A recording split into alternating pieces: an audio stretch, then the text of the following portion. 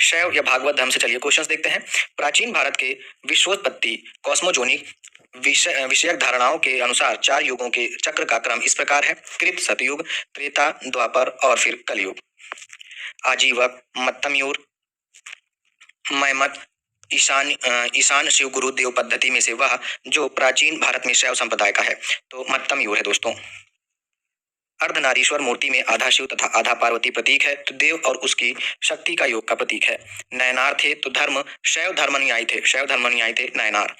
पोएगई, तिरुज्ञान, पूडम तथा तिरुमंगई में से वह जो अलवार संत नहीं था तो तिरुज्ञान दोस्तों अलवार संत नहीं था। भागवत संप्रदाय के विकास में सर्वाधिक योगदान दिया था तो गुप्त वंश के राजाओं ने दिया था। भागवत धर्म के प्रवर्तक थे तो कृष्ण थे दोस्तों भागवत धर्म के प्रवर्तक। सर्वप्रथम देवकी के पुत्र कृष्ण का वर्णन मिलता है तो छांदोग्य उपनिषद में मिलता है। कालिका पुराण संबंधित है तो शाक्त धर्म से संबंधित है। वासुदेव कृष्ण की पूजा सर्वप्रथम प्रारंभ की तो भागवतों ने की थी। वह देवता जिसे कला में हल लिए प्रदर्शित किया गया तो बलराम को दोस्तों कला में हल लिए प्रदर्शित किया गया है। भागवत संप्रदाय में भक्ति के रूपों की संख्या है 9 है दोस्तों। हेलियोडोरस का बेस नगर अभिलेख संदर्भित है तो वासुदेव से संदर्भित है। भागवत धर्म से संबंधित प्राचीनतम अभिलेखीय साक्ष्य है हेलियोडोरस का बेस नगर का गरुड़ स्तंभ अभिलेख है। बेस नगर अभिलेख का हेलियोडोरस निवासी था तो तक्षशिला का निवासी था। विष्णु के जिस अवतार को सागर से पृथ्वी का उद्धार करते हुए अंकित किया जाता है वह है दोस्तों वाराह। 6ठी शताब्दी ईसा पूर्व के संदर्भ में भारत में आस्तिक और नास्तिक संप्रदायों में विभेदक लक्षण है तो वेदों की प्रामाणिकता में आस्था का है। मोक्ष के साधन के रूप में ज्ञान, कर्म तथा भक्ति को समान महत्व देता है तो भगवत गीता देता है। गीता की मुख्य शिक्षा है तो निष्काम कर्मयोग है। प्रस्थान त्रयी में सम्मिलित है तो उपनिषद, ब्रह्मसूत्र और भगवत गीता है। वह प्राचीन स्थल जहाँ 60,000 मुनियों की सभा में संपूर्ण महाभारत कथा का वाचन किया गया था तो नैमिषारण्य में किया गया था।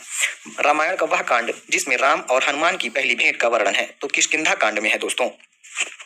पुरी में रथ यात्रा निकाली जाती है तो भगवान जगन्नाथ के सम्मान में निकाली जाती है। नासिक में कुंभ मेला लगता है तो गोदावरी नदी के तट पर लगता है। धर्म और पवित्र स्थल देखते हैं। जैन धर्म का पवित्र स्थल माना जाता है पावापुरी, हिंदू धर्म का वाराणसी, इस्लाम धर्म का मदीना और ईसाई धर्म का वेटिकन सिटी। 6ठी शताब्दी ईसा पूर्व राजनीतिक दशा से चलिए क्वेश्चंस देखते हैं। भारत के प्राचीनतम प्राप्त सिक्के चांदी के थे। राजा और राज्य देखते हैं। प्रद्योत दोस्तों अवंती के राजा थे दोस्तों प्रद्योत, वत्स के राजा थे उदयन और कौशल के राजा थे प्रसेनजित, मगध के राजा अजातशत्रु थे। राज्य और राजधानी देखते हैं। अंग की राजधानी थी चंपा, कौशल की राजधानी थी साकेत श्रावस्ती, वत्स की राजधानी कौशाम्बी, मत्स्य की राजधानी दोस्तों विराटनगर थी। खारवेल के हाथी गुम्फा अभिलेख से प्रकट होता है कि नंद राजा के आदेश से एक नहर खोदी गई थी, कलिंग में खोदी गई थी। उज्जैन का प्राचीन काल में नाम था तो अवंतिका था। उज्जैन का प्राचीन काल में नाम अवंतिका था। मानचित्र में ABCD द्वारा अंकित स्थल है तो ए में है दोस्तों मत्स्य, बी में दोस्तों है अवंती, सी में है वत्स और डी में अंग है।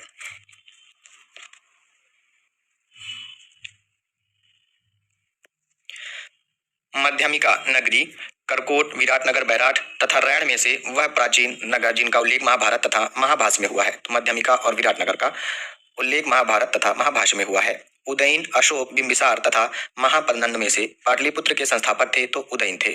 सर्वप्रथम पाटलिपुत्र का राजधानी के रूप में चयन किया गया तो उदयन द्वारा किया गया था। उदयन वासवदत्ता की दंत कथा संबंधित है तो उज्जैन से संबंधित है। मगध साम्राज्य की राजधानी पाटलिपुत्र के बारे में सत्य कथन है। पाटलिपुत्र उत्तर में गंगा नदी से एवं पश्चिम में सोन नदी से घिरा हुआ था।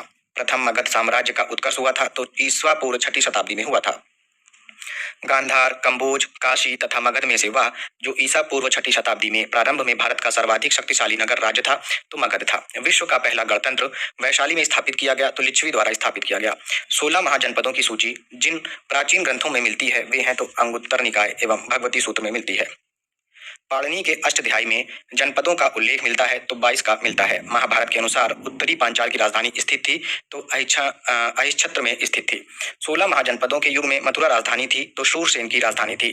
चंपा राजधानी थी तो अंग की राजधानी थी। 6ठी शताब्दी ईसा पूर्व में शुक्तिमती राजधानी थी तो चेदी की थी। गोदावरी नदी के तट पर स्थित महाजनपद था तो अस्सक या अश्मक था। 6ठी शताब्दी ईसा पूर्व का मत्स्य महाजनपद स्थित था राजस्थान में। मगध की प्रारंभिक राजधानी थी राजगृह या फिर ग्रीव्रज।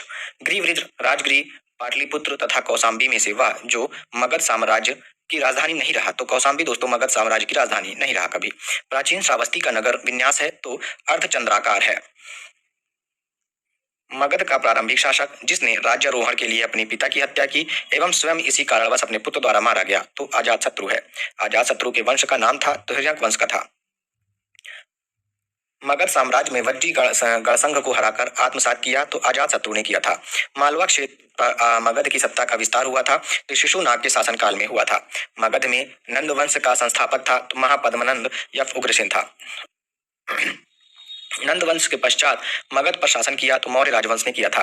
राजा नंद का उल्लेख करने वाला अभिलेखीय प्रमाण है तो खारवेल का हाथी गुम्फा अभिलेख है। मगध पर शासन करने वाले राजवंशों का कालक्रम है रियक वंश, शिशुनाग वंश, नंद वंश, मौर्य वंश और शुंग वंश है।